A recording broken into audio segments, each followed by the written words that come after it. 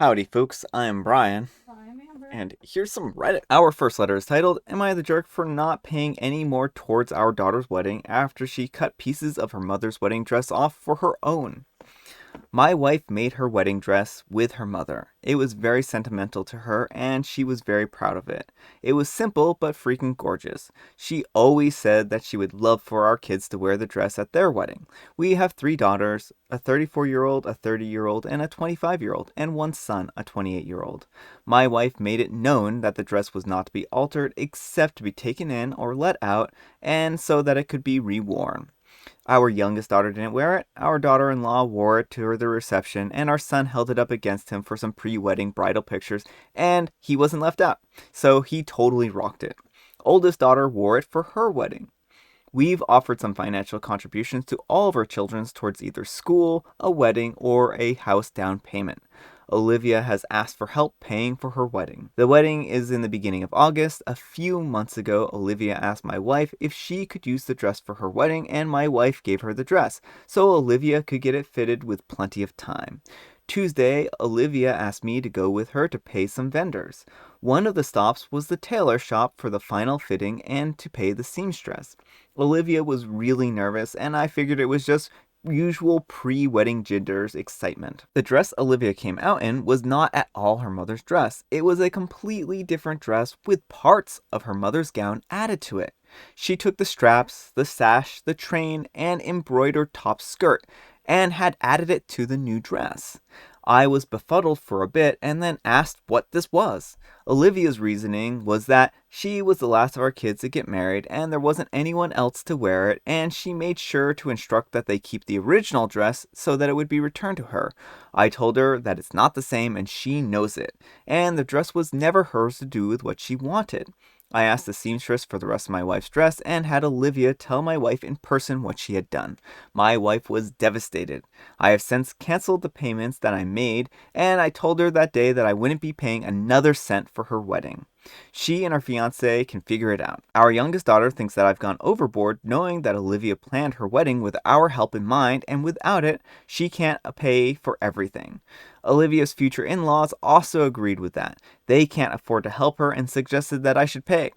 And then we should just go low contact with Olivia. I told them both that Olivia took something irreplaceable from her mother for her own vanity. I know we originally offered help with the wedding, but I think Olivia's actions warrant canceling that offer. Am I the jerk? Alright, folks, what do you think? Jerk or not the jerk? Not the jerk, but you might be able to get a really talented seamstress to re-put the dress back together. Yeah, so that was actually going to be what I was going to suggest here. And I think that this is a good idea to figure out what can be done to fix this dress, if there's anything that can be done. I mean, I know your wife put this dress together originally, so she probably would be able to work on it and be able to fix it as well. Assuming that she kept up with her sewing talents, there is some chance that this isn't total loss here, but it was really rude for Olivia to go ahead and do this without her mother's permission. She didn't ask because she knew that this was not going to be well received. And this was one of those type of situations where I think she thought that she could beg for forgiveness later, but now she's realizing that begging for forgiveness was not the right course of action. So I don't think that you're the jerk, OP. I think that you have every right to be upset by this and not to pay for this wedding. So I believe that if any of your other children had done the same type of thing, you wouldn't have paid for their wedding. So I think they kind of shot themselves in the foot here. That's my thoughts. Anyhow, take care and good luck. Not the jerk, that was hugely disrespectful to your wife. The dress didn't even belong to your daughter. If they can't afford a big wedding without your help, then they can downsize the wedding. Exactly. It doesn't matter that your daughter is the last one to use the dress. It doesn't give her the right to destroy/alter it. She should have discussed it with your wife first, and then abided by whatever decision your wife made. She arbitrarily made the decision to ruin the dress, not the jerk. Our next letter is titled, Am I the jerk for expecting a friend to do the thing in their field for free? I work in IT/graphics design, and people ask me for tech help constantly. Like, I'm everyone's go-to guy if their computer is broken or if they need to upgrade their internet and it isn't working, or you name it. I always help because I tend to try to live by this standard that if I have the ability to help someone and I choose not to, then I'm morally in the wrong. Well, the other day I needed some legal advice, so I reached out to a buddy of mine who I've helped with computer stuff, by the way, if he would be willing to give me essentially a consultation. He directed me to his website where I'm hit with a 1 hour consultation is $300. So I was like, hey, I can't really afford this kind of lawyer fee. I was kind of hoping that you would just help me as a friend. Well, he laughed and got a little rude with me, saying the old, don't ask people to do what they do for a living for free. But I never really understood that mindset because I help people all the time for free and would feel bad for accepting payment from my friends when they need help. I was kind of taken aback and responded that I never charged him for any of the help that I gave him within my profession, but he said that's different because it's just computer stuff, which felt like I'm being looked down on. We kind of got into it a little bit where I said, yeah, but you take your stuff to me because you think taking it to the store is a ripoff when my rate is actually a lot higher than a place like Best Buy. We didn't really make up and probably aren't talking much anymore. So am I the jerk? Edit.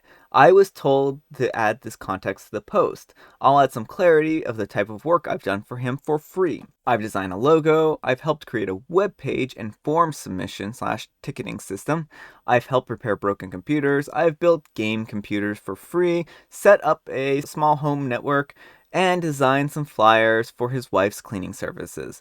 Other than that, it's just been general troubleshooting advice like you would expect. Alright folks, what do you think? Jerk or not the jerk? Not the jerk.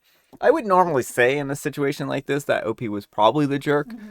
I think there's a little bit of complicating factors here with the fact that he has done a lot of free work for his friend, and it sounds like this is the first time that he's consulted his friend for legal advice. I think that not everyone is going to live by your philosophy, OP, and that's just really what it boils down to. And there isn't anything wrong with your philosophy, but the trouble is that people are going to have a different life philosophy than you, and they're not everyone's going to be on board with offering their service for free. With that said, you've done a tremendous number of favors for your friend. And favors are favors, right? You aren't doing this for favor, but it would be nice that he acknowledged the worth of your favors by doing something for free for you as well. So if he felt like this wasn't a fair trade-off, that you are asking too much of him too often for the number of like computer repairs that you do, I think that's more than fair to say that, look, I don't really have the same life philosophy as you, but I will do these favors for you because you've done so much for me, and try to kind of make it up.